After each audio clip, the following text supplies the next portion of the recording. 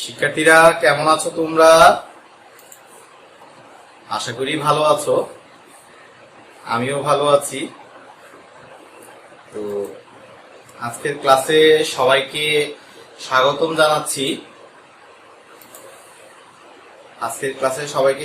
জানাচ্ছি। আমি মৃত্যুঞ্জয় চক্রবর্তী, সহকারী শিক্ষক, our lady of Fatima girls high school, Comilla.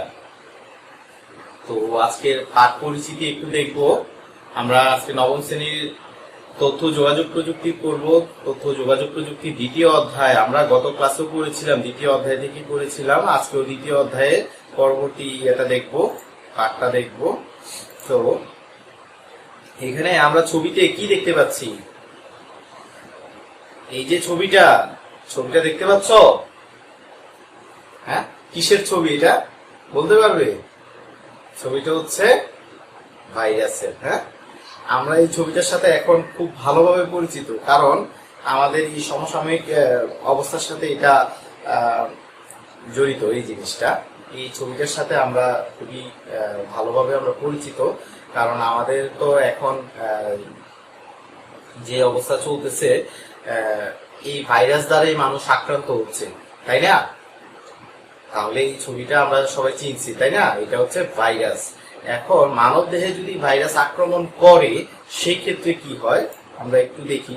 এই যে দেখো, ছেলেটা কি হয়েছে, তার নাকি সমস্যা, তাই না? ঠান্ডা লেগে গেছে। তো প্রাথমিক পর্যায়ে আসলে সমস্যাটা এটাই হয়। হ্যাঁ, প্রাথমিক পর্যায়ে প্রবলেমটা এটাই। হ্যাঁ, ঠান্ডা, হাঁচি, কাশি, এই ধরনের সমস্যাগুলো হয়। এটা ভাইরাসের কারণেই হয়, এবং আসলে এগুলো থেকে নানা রকম সমস্যার সৃষ্টি হয়ে থাকে। ঠিক আছে? তো এটা মানব দেহের ক্ষেত্রে। আর যদি একই কাজ কম্পিউটারের ক্ষেত্রে হয় তাহলে কি হবে? হ্যাঁ, কম্পিউটার অসুস্থ হয়ে যাবে, তাই না? যদি কম্পিউটারের ক্ষেত্রে হয় তাহলে দেখো, এই যে আমরা এখানে একটা কম্পিউটারের ছবি দেখতে পাচ্ছি, একটা ল্যাপটপের ছবি দেখতে পাচ্ছি, এবং এর মধ্যে লেখা আছে ভাইরাস ডিটেক্টেড। তার মানে কি ভাইরাস আছে, ভাইরাস পাওয়া গেছে। এবং চারদিক থেকে দেখো একটা কিছু ভাইরাস কম্পিউটারটাকে আক্রান্ত করে ফেলছে এমন মনে হচ্ছে, তাই না ছবিটা দেখে? তাহলে এই কম্পিউটারটাও ভাইরাস দ্বারা আক্রান্ত। ঠিক আছে? তাহলে আজকে আমরা কি পড়ব আমরা বুঝতে পেরেছি সবাই কি বুঝতে পারলাম? আজকে আমরা কি পড়বো? আজকে আমরা দেখব কম্পিউটার ভাইরাস ও অ্যান্টিভাইরাস। আমাদের বইয়ের 24 নাম্বার পৃষ্ঠায় এই বিষয়টা আছে, কম্পিউটার ভাইরাস ও অ্যান্টিভাইরাস। আজকে আমরা পড়ব। ঠিক আছে? আচ্ছা, তাহলে ফার্স্ট অফ অল আমরা জানবো যে কম্পিউটার ভাইরাস কি। এটা একটা আমাদের জানার বিষয়, তাই না? আমাদেরকে অবশ্যই জানতে হবে। আসলে আমরা যে ভাইরাস নিয়ে কথা বলতেছি, ভাইরাসটা কি? আমরা তো দেখলাম এটা হচ্ছে এক ধরনের ছোট অণুজীব, যেটা বিভিন্ন ভাবে প্রাণী দেহে এটা প্রবেশ করে। ঠিক আছে? এটা একটা অণুজীব, এটা বিভিন্ন ভাবে প্রাণী দেহে প্রবেশ করে, এবং প্রবেশ করে নানা রকম সমস্যার সৃষ্টি করে থাকে। ঠিক আছে? হ্যাঁ, আর এটা হচ্ছে ভাইরাসের বিষয়। বাট কম্পিউটার ভাইরাস, হ্যাঁ, আমরা তো এই ভাইরাস সম্পর্কে এখন আমরা মোটামুটি সবাই জানি, কারণ এই বিষয়টা নিয়ে আমাদের সারা পৃথিবী এখন আতঙ্কিত। তো এই কারণে আমরা এই বিষয়টা সম্পর্কে আমরা জানি। তো সেই ক্ষেত্রে এখন কম্পিউটার ভাইরাস কি, তো আমরা একটু দেখবো কম্পিউটার ভাইরাস কি। কম্পিউটার ভাইরাস হলো এক ধরনের কম্পিউটার প্রোগ্রাম যা ব্যবহারকারীর অনুমতি বা ধারণা ছাড়াই নিজে কপি হতে পারে। ঠিক আছে? এটা তোমাকে বলে দিতে হবে না, সে নিজের মতো করেই এটা কপি হবে, এক জায়গা থেকে অন্য জায়গায় যাবে কপি হয়ে। তারা প্রকৃত ভাইরাসটি কপিগুলোকে পরিবর্তিত করতে পারে, অথবা কপিগুলো নিজেরাই পরিবর্তিত হতে পারে। তুমি একটা ফাইল এক জায়গা থেকে কপি করে অন্য আরেক জায়গায় যাবে, অন্য আরেক জায়গায় রাখবে, তো সেই ক্ষেত্রেও এটা চলে যেতে পারে, অথবা এটা নিজের মতো করেই এটা চলে যেতে পারে। একটি ভাইরাস এক কম্পিউটার থেকে অপর কম্পিউটারে যেতে পারে কেবলমাত্র যখন আক্রান্ত কম্পিউটারকে স্বাভাবিক কম্পিউটারটির কাছে নিয়ে যাওয়া হয়। আসলে আক্রান্ত কম্পিউটারকে ওই ভালো কম্পিউটারটির কাছে নিয়ে যাওয়া হয়, ওইটা বিষয় না। আসলে নিয়ে যাওয়া হয় বলতে ওই কম্পিউটার থেকে কোনো একটা ফাইল যদি ওই ভালো কম্পিউটারে নিয়ে যাওয়া হয় সেক্ষেত্রে এটা আক্রান্ত হতে পারে। ঠিক আছে, এক কম্পিউটার থেকে ফাইল যদি অন্য একটা কম্পিউটারে নিয়ে যাওয়া হয় সেক্ষেত্রে ওই কম্পিউটারটা আক্রান্ত হতে পারে। ঠিক আছে, যেমন কোনো ব্যবহারকারী ভাইরাসটিকে একটি নেটওয়ার্কের মাধ্যমে পাঠাতে পারে বা কোনো বহনযোগ্য মাধ্যম যথা floppy disk, CD, USB drive বা ইন্টারনেটের মাধ্যমে ছড়াতে পারে। ঠিক আছে, এগুলো হচ্ছে মাধ্যম। ফাইল এক কম্পিউটার থেকে বা এক জায়গা থেকে অন্য জায়গায় পাঠানোর জন্য এই মাধ্যমগুলো আমরা ব্যবহার করে থাকি। ঠিক আছে, এই মাধ্যমগুলোর মাধ্যমেই এক জায়গা থেকে অন্য জায়গায় ফাইল ট্রান্সফার করা হয়। ঠিক আছে, এছাড়া ভাইরাস সমূহ কোন নেটওয়ার্ক ফাইল সিস্টেমকে আক্রান্ত করতে পারে যার ফলে অন্যান্য কম্পিউটার যা ওই সিস্টেমটি ব্যবহার করে সেগুলো আক্রান্ত হতে পারে। এক কথা, এটা যেই জায়গায় যাবে ওই জায়গাতেই এটা ওই কম্পিউটারকে আক্রান্ত করে ফেলবে। তুমি এক ফোল্ডার থেকে অন্য আরেক ফোল্ডারে ফাইলটা নিয়ে যেতে পারো, ওই সময় ওটা চলে যেতে পারে। এক ড্রাইভ থেকে অন্য ড্রাইভে যখন তুমি ফাইল ট্রান্সফার করবে সেভাবে ওটা চলে যেতে পারে, অথবা তোমার পারমিশন ছাড়াই সে অটোমেটিক অন্য আরেকটা কম্পিউটারে চলে যেতে পারে। ঠিক আছে, এইটা হচ্ছে কম্পিউটার ভাইরাস। এটা হচ্ছে এক ধরনের প্রোগ্রাম যে তোমার অগোচরে তোমার পারমিশন ছাড়াই এক জায়গা থেকে অন্য জায়গায় ফাইল ট্রান্সফার করতে পারে অথবা তার বিস্তৃতিটা বাড়াতে পারে। হ্যাঁ, সে যে জায়গায় ছিল তার থেকে বিভিন্ন জায়গায় সে ছড়ায় ছিটিয়ে যেতে পারে। ঠিক আছে, এটা হচ্ছে কম্পিউটার ভাইরাস। আমরা কি বুঝতে পেরেছি? আচ্ছা, এই লেখাটা তোমাদের বইয়ে নাই, তোমরা একটু লিখে নাও। ঠিক আছে, একটু লিখে নাও, 1 মিনিট সময় দিব, একটু লিখে নাও। এই বিষয়টা তোমাদের বইয়ে নাই। আচ্ছা, এবার আমরা যেটা দেখবো সেটা হচ্ছে ভাইরাসের পূর্ণরূপ। ঠিক আছে, ভাইরাসের পূর্ণরূপটা একটু দেখি। ভাইটাল ইনফরমেশন রিসোর্সেস আন্ডার সিজ, এটা হচ্ছে প্রত্যেকটা অংশের এখানে নাম। ভি দিয়ে কি হয়, আর দিয়ে কি হয়, আর দিয়ে কি হয়, ঠিক আছে, ইউ দিয়ে কি হয়, এস দিয়ে কি হয়। আমরা একটু লিখে নিব, খাতায় একটু লিখে নাও।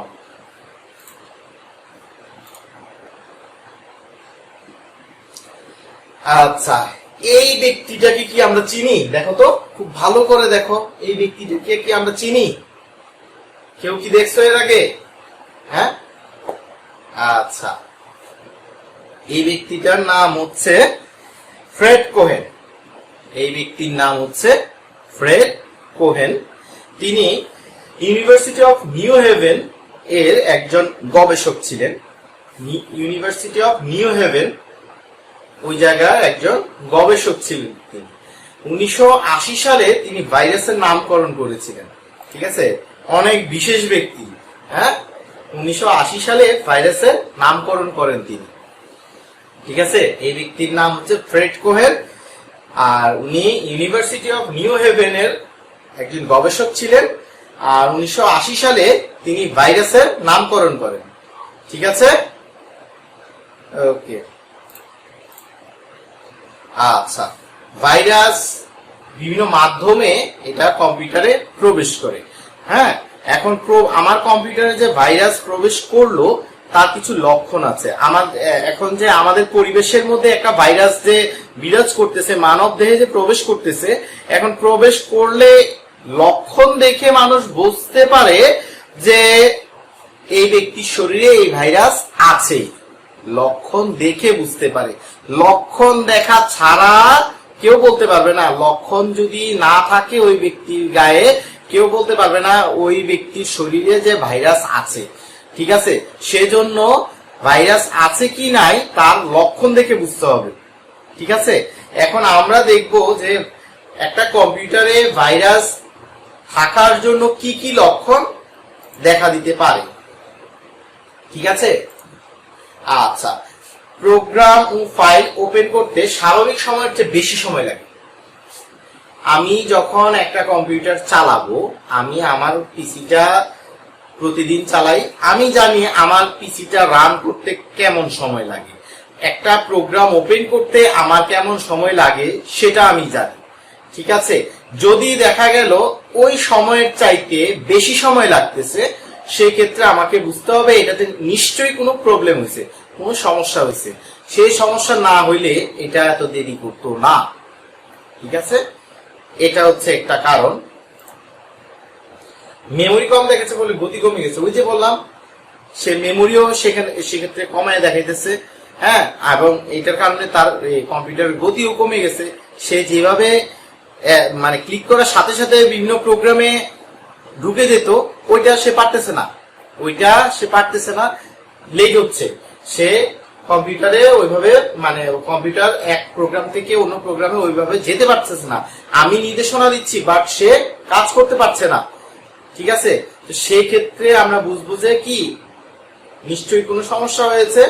হ্যাঁ, তাহলে ভাইরাসের জন্য এটাও আরেকটা লক্ষণ। অপ্রত্যাশিত বার্তা প্রদর্শন, আমি এটা চাই নাই, এই জিনিসটা আমার সামনে প্রদর্শিত হয়েছে, এই জিনিসটা আমি চাই নাই, এটা আমার কোনো প্রয়োজন নাই, এই জিনিসটা আমি চাই নাই, বাট আমার সামনে এটা চলে এসেছে। ঠিক আছে, এটা হচ্ছে অপ্রত্যাশিত বার্তা। আমার এটা প্রয়োজন নাই, তারপরেও আমার সামনে এটা আসছে, এটা হচ্ছে অপ্রত্যাশিত বার্তা। নতুন প্রোগ্রাম ইনস্টলের ক্ষেত্রে বেশি সময় লাগে। ঠিক আছে, আমি যখন একটা প্রোগ্রাম সেট আপ করবো, প্রোগ্রামের আমরা এর আগের ক্লাসে সফটওয়্যার ইনস্টল আনইনস্টল দেখেছি। ঠিক আছে, তো এই ইনস্টল করার ক্ষেত্রে আমি জানবো বা সফটওয়্যারের সম্পর্কে তো আমি জেনেই সফটওয়্যারটা আমার কম্পিউটারে আনবো, তাই না? আমি ইন্টারনেট থেকে যখন এটা ডাউনলোড করবো, আমি তোমাদের গতদিন বলেছিলাম যে এই বিষয়, যেই সফটওয়্যারটা আমি ইনস্টল করব সেটা ইন্টারনেট থেকে ডাউনলোড করার পূর্বে ওইটা সম্পর্কে আগে আমাকে পড়ে নিতে হবে, আগে জানতে হবে এটা কি ধরনের সফটওয়্যার, কি কাজে লাগে। ঠিক আছে, এইটা সম্পর্কে আমাকে খুব ভালোভাবে জেনে তারপরে আমি এটাকে মানে ডাউনলোড করব। ফার্স্ট অফ অল ওই যে বলছিলাম যে ব্যাকআপ ফাইল আমাকে সংগ্রহ করতে হবে, তো ওই জন্য আগে আমাকে পড়ে নিতে হবে বিষয়টা, পড়ে তারপরে কি আমি ডাউনলোড করব। তো সেই ক্ষেত্রে তো আমি এটা পড়েই আমি ডাউনলোড করেছি। তো ডাউনলোড করে যখন আমি ইনস্টল করব সেই ক্ষেত্রে আমাকে আগে জানতে হবে, আগে মানে আমি ওইটা পড়েই আমি বুঝতে পারবো যে এটা কেমন সময় আমার লাগতে পারে।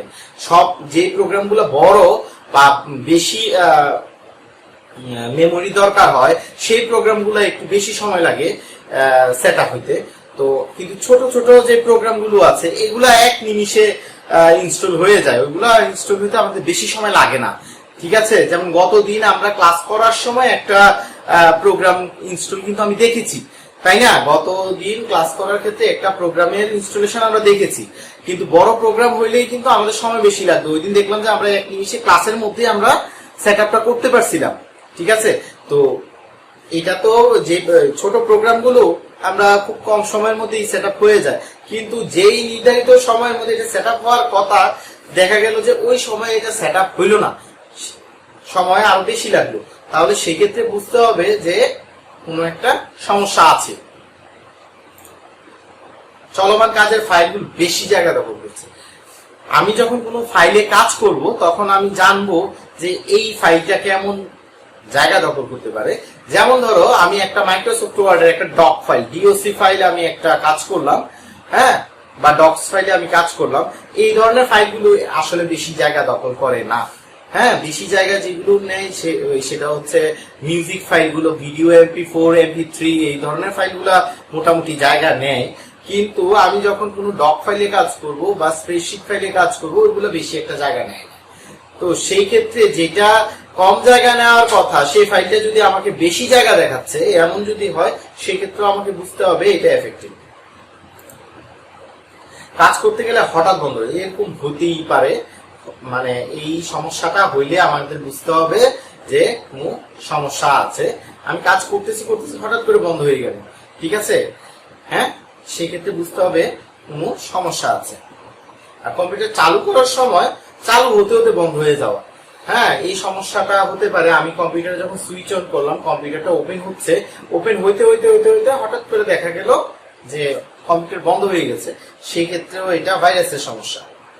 ফোল্ডার বিদ্যমান ফাইলের নাম পরিবর্তন করা, আমি এখন একটা ফোল্ডার ক্রিয়েট করলাম বা আমি ফোল্ডার ক্রিয়েট করেছি, হ্যাঁ, ফোল্ডারে নাম দিলাম, নাম দেওয়ার পরে একটু পরে আমি ওই জায়গায় গিয়ে দেখলাম যে ফোল্ডারটার নাম এরকম নাই, নামটা পরিবর্তন হয়ে গেছে। তারপরে ধরো আমি কম্পিউটার একটা রিস্টার্ট দিলাম, রিস্টার্ট দেওয়ার পরেও দেখলাম যে আমি যে নামটা দিয়েছিলাম সেই নামটা নাই, সেই নামটা পরিবর্তন হয়ে গেছে। অথবা আমি কম্পিউটার বন্ধ করে দিয়েছি, বন্ধ করে পুনরায় যখন আমি আবার কম্পিউটারটা অন করলাম, অন করার পর দেখলাম যে আমার এটা তোমার এই নাম পরিবর্তন হয়ে গেছে, নাম যেটা দিয়েছিলাম সেটা নাই। তাহলে এমন যদি হয় সেক্ষেত্রে আমাকে বুঝতে হবে কি এটা ভাইরাসের লক্ষণ। তাহলে বুঝতে পারলাম এইভাবে আমি নির্বাচন করব যে এই কম্পিউটারে ভাইরাস আক্রান্ত হয়েছে কি না, ভাইরাস দ্বারা আক্রান্ত হয়েছে কিনা। ঠিক আছে, তো এরকম যদি হয় সেক্ষেত্রে তো আমার কম্পিউটার অনেক ক্ষতি হবে, তাই না? আমি যেই ফাইলগুলোতে কাজ করতেছি সেই ফাইলগুলো আমার নষ্ট হয়ে যেতে পারে। হ্যাঁ, আমার যেভাবে আমি কম্পিউটারটাকে সাজিয়ে রাখি ওই সাজানোটা থাকবে না। হ্যাঁ, ফাইলগুলো নষ্ট হয়ে যেতে পারে, তারপরে ফাইলগুলো এক জায়গা থেকে অন্য জায়গায় সরে যেতে পারে, তারপরে এক কথায় ফাইলগুলো নষ্ট হয়ে যেতে পারে, আমি কাজ করতে নানা রকম সমস্যা দেখা দিতে পারে। আচ্ছা, এখন দেখি আমরা কি কি ক্ষতি হয় একটু আমরা দেখি, আমাদের বইও আছে এই বিষয়গুলো।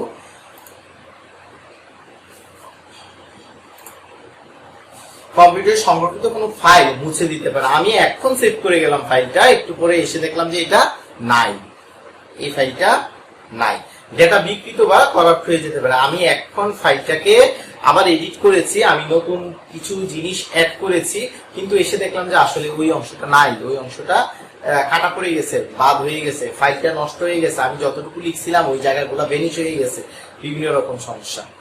ঠিক আছে, কম্পিউটার মনিটরের ডিসপ্লে বিকৃত হয়ে যেতে পারে। ডিসপ্লে বিকৃত বলতে অনেক কিছু কিছু ভাইরাস আছে। আমার মনিটরের ডিসপ্লে বলতে তোমার আমার স্ক্রিনের যে সেটিংসটা আছে সেই সেটিংসটা নষ্ট করে দিতে পারে। ঠিক আছে, আমার স্ক্রিনে যে সেটিংসটা আছে সেই সেটিংসটা আমার নষ্ট করে, ডেস্কটপটা উলট পালট হয়ে গেল। হ্যাঁ, এই ধরনের সমস্যা হতে পারে। অপ্রত্যাশিত বার্তা প্রদর্শন। ঠিক আছে, অপ্রত্যাশিত বার্তা প্রদর্শন এটা আসলে অনেকটাই ক্ষতিকর একটা বিষয়। কারণ আমি হয়তো কোনো একটা কাজে ব্যস্ত আছি বা কোনো একটা পাবলিক প্লেস বলতে আমার সাথে আরো অনেকেই আছে, এর মধ্যে দিয়ে ভাইরাস কি করলো, আমার সামনে একটা বাজে একটা কিছু সামনে নিয়ে আসলো, যেটা আমি কখনোই আশা করি নাই। হঠাৎ করে এটা আমার সামনে চলে আসলো, চলে আসলে এটা অনেক দিক দিয়ে সমস্যার সৃষ্টি করে। হ্যাঁ, কারণ আমরা সামাজিক জীব এবং সমাজকে নিয়ে আমাদের চলতে হয়। হঠাৎ করে সামনে একটা কিছু চলে আসলো, আমিও বিব্রত বোধ করব, আবার আমার পাশে যারা আছে তারাও বিব্রত হয়ে যাবে। ঠিক আছে, তো সেই ক্ষেত্রে এটা অনেক সমস্যার সৃষ্টি করে থাকে। আর সিস্টেমের কাজকে ধীরগতি সম্পন্ন করে। আমার কম্পিউটারটা স্লো হয়ে যেতে পারে। আমার কম্পিউটারটা স্লো হয়ে যেতে পারে, সেই ক্ষেত্রে আমি প্রয়োজনীয় ব্যবস্থা নিলে তারপরে গিয়ে ফাস্ট হতে পারে। হ্যাঁ, কিন্তু হবে ওই ব্যবস্থা না নিলে কিন্তু আমার এটা স্লোই থাকবে। আর সেক্ষেত্রে যে কতটা মানে ফাস্ট হবে সেটারও কোনো নিশ্চয়তা নাই। হয়তো সেক্ষেত্রে সফটওয়্যারটা পরিবর্তন করতে হইতে পারে, নানা রকম ব্যবস্থা নিতে হইতে পারে। ঠিক আছে, তারপরে গিয়ে এটা ঠিক হবে। ঠিক আছে, তাহলে এই ধরনের সমস্যাগুলো হতে পারে। আমি একরকম ফাইলের নাম দিলাম, নামটা পরিবর্তন হয়ে গেল, ফাইলটাকে এক জায়গায় রাখলাম, সেই জায়গায় হঠাৎ ভেঙে হয়ে গেল, এই ফাইলটা ওই জায়গায় থাকলো না, এটা ভেনিশ হয়ে গেল। তো এই ধরনের সমস্যা হতে পারে। এই ক্ষতিগুলো ভাইরাসের কারণে হয়ে থাকে। আরো অনেক রকম হয়, কাজ করার ক্ষেত্রে তোমরা আরো অনেক রকম সমস্যার সম্মুখীন হতে পারো। এগুলা আসলে প্র্যাকটিক্যালি যখন তুমি কাজ করবে তখন সেই সমস্যাগুলো তুমি নিজেই ফেস করবে, এবং তখনই তুমি বুঝতে পারবে যে এই ধরনের সমস্যার সম্মুখীন হতে হবে। ভাইরাস আক্রান্ত হইলে এই ধরনের সমস্যা সৃষ্টি করে থাকে। ঠিক আছে, আচ্ছা, এখন সমস্যা তো হয়ে গেল, সেই সমস্যা কি, সমস্যার সমাধান করতে হবে না? মানব দেহে বা কোনো প্রাণীর দেহে যখন কোনো ভাইরাস অ্যাটাক করে সেই ক্ষেত্রে কি হয়, ওই প্রাণীর দেহে ডাক্তারের কাছে গেলে ডাক্তার কি বলে যে অ্যান্টিবায়োটিক দিয়ে দিই। হ্যাঁ, অ্যান্টিবায়োটিক দিলে, অ্যান্টিবায়োটিক খাইলে দেখা যায় যে সেই ভাইরাসটা চলে যায়। কয়েকদিন অ্যান্টিবায়োটিক খাইলে দেখা যাবে যে ওই ভাইরাসটা চলে যায়, ভাইরাসটা ভেনিশ হয়ে যায় মানব দেহে থেকে। কিন্তু কম্পিউটারের ক্ষেত্রে কি হবে? হ্যাঁ, কম্পিউটারের ক্ষেত্রেও ওই অ্যান্টিবায়োটিক লাগবে, ওইটার নাম হচ্ছে অ্যান্টিভাইরাস। হ্যাঁ, কম্পিউটার এখন আমরা আসলে অ্যান্টিভাইরাস ব্যবহার করি না, যেহেতু আমরা প্রতিনিয়ত নেট ব্যবহার করি, ইন্টারনেট যেহেতু ব্যবহার করি, সেক্ষেত্রে অ্যান্টিভাইরাস ব্যবহার না করে আমরা ইন্টারনেট সিকিউরিটি ব্যবহার করি। ঠিক আছে, এবং এই ইন্টারনেট সিকিউরিটি কি করবে, ইন্টারনেট থেকে কোনো ফাইল ডাউনলোড করার ক্ষেত্রে বা এক কথায় আমি যখন অনলাইনে কাজ করবো সেক্ষেত্রেও আমাকে সে নিরাপদে রাখবে, আবার নর্মালি কম্পিউটার ব্যবহার করার ক্ষেত্রেও এটা আমাকে কি করবে, নিরাপদে রাখবে। ঠিক আছে, এটা হচ্ছে ইন্টারনেট সিকিউরিটির ব্যাপার, মূলত এটা অ্যান্টিভাইরাসই। হ্যাঁ, এই অ্যান্টিভাইরাস আমাকে কি করবে, এই ভাইরাসের আক্রমণ থেকে আমাকে রক্ষা করবে। ঠিক আছে, অ্যান্টিভাইরাস ভাইরাসের আক্রমণ থেকে আমাকে রক্ষা করবে। ঠিক আছে, এখন বাজারে অনেক ধরনের অ্যান্টিভাইরাস আছে, আমরা এখানে কিছু নাম দেখবো, অ্যান্টিভাইরাসের কিছু নাম দেখবো। এখানে আছে এভিরা, আছে এভিরা, এভাস্ট, ম্যাকাফি, তারপরে K7 আমাদের এখানে আসছিল, এখন মার্কেটে বেশি একটা নাই, তবে K7 আসছিল আমাদের এখানেও পাওয়া যেত, তো এটা আমাদের এখানে এখন বেশি একটা পাওয়া যায় না, তবে বাকিগুলো আছে ক্যাসপারস্কি, তারপরে হচ্ছে নোট, নট্রন। তবে এই অ্যান্টিভাইরাস গুলো ব্যবহার করার ক্ষেত্রে বর্তমানে আমরা যেহেতু ইন্টারনেট ব্যবহার করছি, লাইসেন্স সফটওয়্যার বাজারে পাওয়া যায়, তো লাইসেন্স সফটওয়্যার ব্যবহার করলেই ভালো। সেই ক্ষেত্রে দেখা যায় যে আমার কম্পিউটারটা 1 বছরের জন্য নিরাপদ থাকে, 1 বছরের জন্য আমার কম্পিউটারটা নিরাপদ থাকে, একবার 365 দিন এই অ্যান্টিভাইরাস আমার কম্পিউটারটাকে নিরাপদে রাখবে। এবং সেই ক্ষেত্রে দেখা যাবে যে তুমি একটা কোনো পেন ড্রাইভ ঢুকাইলে সে আগে ডিটেক্ট করবে। ঠিক আছে, এই কাজটা করবে কে, অ্যান্টিভাইরাস। আমি যখন ইন্টারনেট থেকে কোনো একটা ফাইল ডাউনলোড করব, সেই ক্ষেত্রেও সে আমাকে নিরাপত্তা দিবে, আমাকে নিরাপত্তা দান করা হচ্ছে তার কাজ। ঠিক আছে, আমাকে দ্যাট মিনস আমার কম্পিউটারকে নিরাপত্তা দান করা হচ্ছে এই কোম্পানিগুলোর কাজ। তো এইগুলো এই সফটওয়্যার গুলো আমি যখন আমার কম্পিউটারে সেট আপ করবো, তখন দেখা যাবে যে আমার কম্পিউটারটা নিরাপদে থাকবে। আমি এতটুকু মানে নিশ্চিত থাকবো যে ভাইরাস আমার কম্পিউটারকে আক্রমণ করতে পারবে না, যেহেতু আমার কম্পিউটারে একটা অ্যান্টিভাইরাস আছে, আমি নিশ্চিত যে আমার কম্পিউটারকে ভাইরাস আক্রান্ত করতে পারবে না। ঠিক আছে, তো আমরা এখন একটু জানবো যে কিভাবে আমি ইয়ে থেকে মুক্ত থাকতে পারি। ঠিক আছে, আমরা এই আইসিটি, শুধু কম্পিউটার না, বিভিন্ন আইসিটি যন্ত্র কিভাবে ভাইরাস থেকে মুক্ত রাখতে পারি।